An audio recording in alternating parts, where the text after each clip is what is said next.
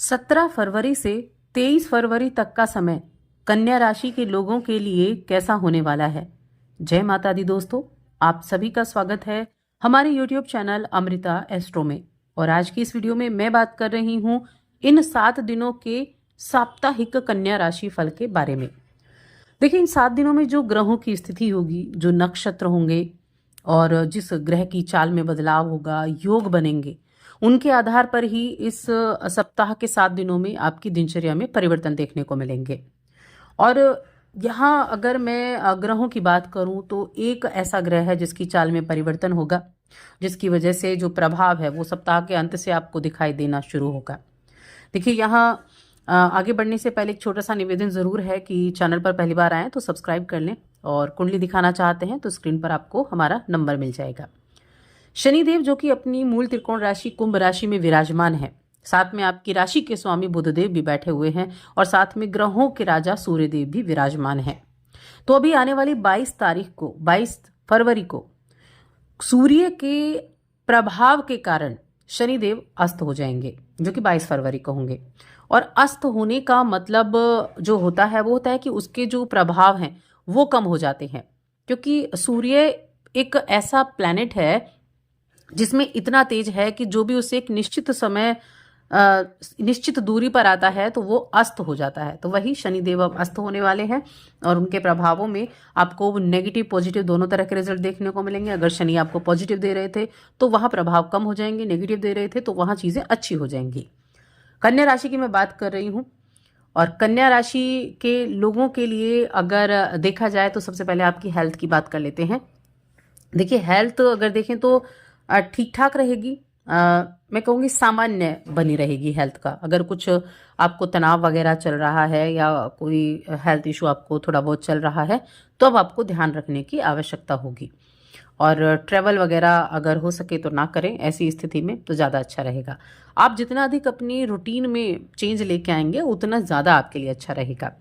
आप शेड्यूल ऐसे बना सकते हैं जिसमें आपका रूटीन फॉलो आप कर सकें, अपनी हेल्थ को इम्प्रूव कर सकें, अपने स्वास्थ्य को अच्छा रखने के लिए अच्छी हैबिट्स आप रख सकें।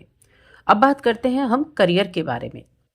तो वर्क प्लेस पर जो भी आपकी रुकावटें होंगी उनको आप आसानी से पार कर लेंगे।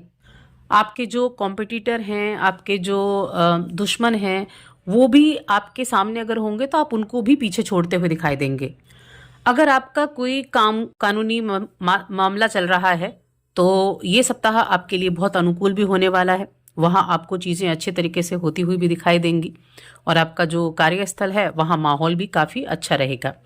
कन्या राशि के जातकों के लिए पिछले कुछ समय से जो आपको प्रॉब्लम फेस आप कर रहे थे, उन प्रॉब्लम्स में आपको राहत मिलती हुई दिखाई देगी, चाहे वो आपके करियर से जुड़ी हुई हो या आपके व्यक्तिगत जीवन से जुड़ी हुई हो। लेकिन उन परेशानियों से उबरने का अवसर आपको जरूर दिखाई देगा और परिस्थितियां अनुकूल हो जाएंगी। किसी भी तरह की लापरवाही से बस आपको बचना है। कामकाज में होता है ना कि अगर आपके पास आज काम है तो आप उसको कल पर ना टालें। आज आपको जो काम मिला है या जो आज आपको पूरा करना है उसको आप आज ही पूरा करें, वरना फिर आप कहते हैं कि सफलता हाथ से फिसल गई। तो इसलिए अपने जो चीज़ें हैं, अपने जो काम है उन पर फोकस आपको रखना है, यानी अपने अंदर जो भाव है वो समर्पित करने का रखना है कि आपके पास जो काम है वो मुझे आज पूरा करना है, लक्ष्य को ध्यान में रखते हुए, तभी तो लक्ष्य की प्राप्ति संभव हो पाएगी। अब सप्ताह का जब मध्य होगा तब आपको कुछ खर्चा भी देखने को मिल सकता है, अचानक से कोई खर्चा आ सकता है, और छोटे छोटे कामों के लिए आपको भागदौड़ करनी पड़ सकती है, मेहनत ज़्यादा करनी पड़ सकती है।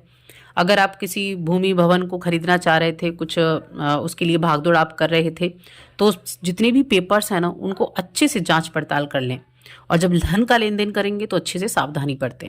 देखिए, सावधानियां जो है ना वो होती हैं, ये कुछ लोग डर कह देते हैं कि डरा रहे हैं, तो ये सावधानियां हैं कि आप चीज़ों पर अच्छे से सावधानी रखते हुए काम करेंगे तो कोई गुंजाइश नहीं रहेगी नुकसान की। व्यवसाय करने वाले लोगों के लिए इस समय अवधि में मन जो है उनका वो धीमी गति से लगेगा, यानी कारोबार हो सकता है थोड़ा मंदा हो, आपका मन कामकाज में ना लगे, जिससे मन में निराशा हो जाए। तो निराश होने की ज़रूरत नहीं है, चीज़ें कहीं ना कहीं बेहतर भी हो जाएंगी। हमेशा समय जो है ना वो बदलता रहता है। बस अपना जो आपका बाजार है वहाँ अपनी साख को बनाए रखने के लिए आपको मेहनत करनी है।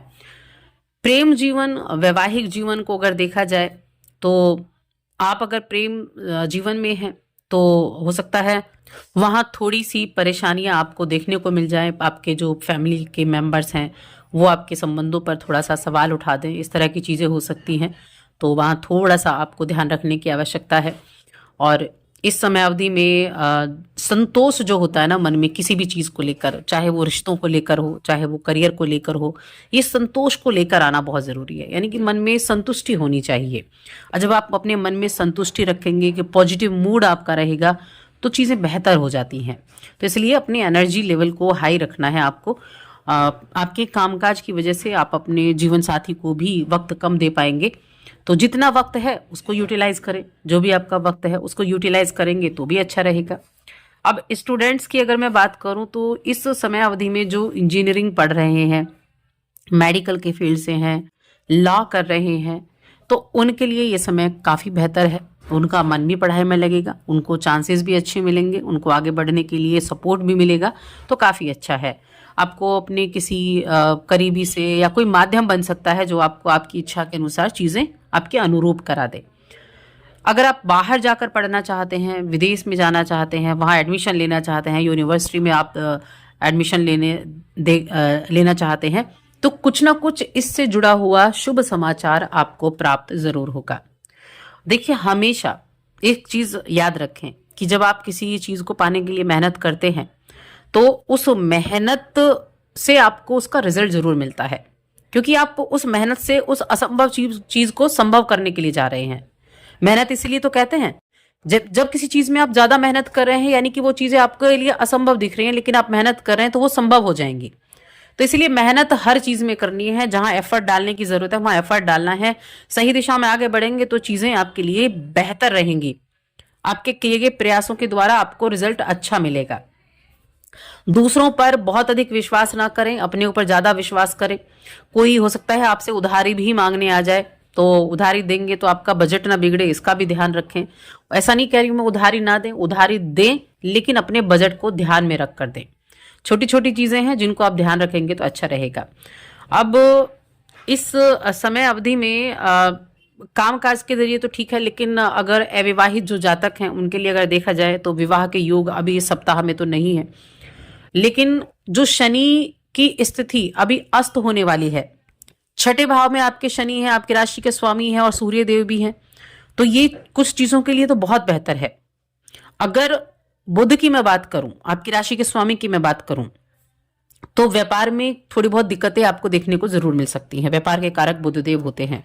साथ में अपने आप को आगे बढ़ाने के लिए, अपने आप को लोगों के सामने अच्छा रखने के लिए आपको एफर्ट ज्यादा करने पड़ सकते हैं। लेकिन नौकरी करने वाले लोगों के लिए ये समय ठीक रहेगा। और जो कंपटीशन की तैयारी कर रहे हैं उनको अपनी एफर्ट बस करते रहना है, क्योंकि आगे आने वाला समय आपके लिए बहुत अच्छे रिजल्ट भी लेकर आएगा। आपके उस एफर्ट का रिजल्ट आपको लेकर आएगा। उपाय की बात की जाए कि क्या उपाय आपके लिए बेहतर होगा, तो एक तो शुक्रदेव का उपाय आप करें। ओम शुक्राय नमः, इस मंत्र का जप आप कर सकते हैं जो बहुत ही शुभ है। और अगर आपके आसपास गाय है ना, तो गाय को गुड़ खिलाना शुरू करें, ये बहुत अच्छा उपाय है आपके लिए। तो वीडियो कैसी लगी कमेंट करके जरूर बताएं।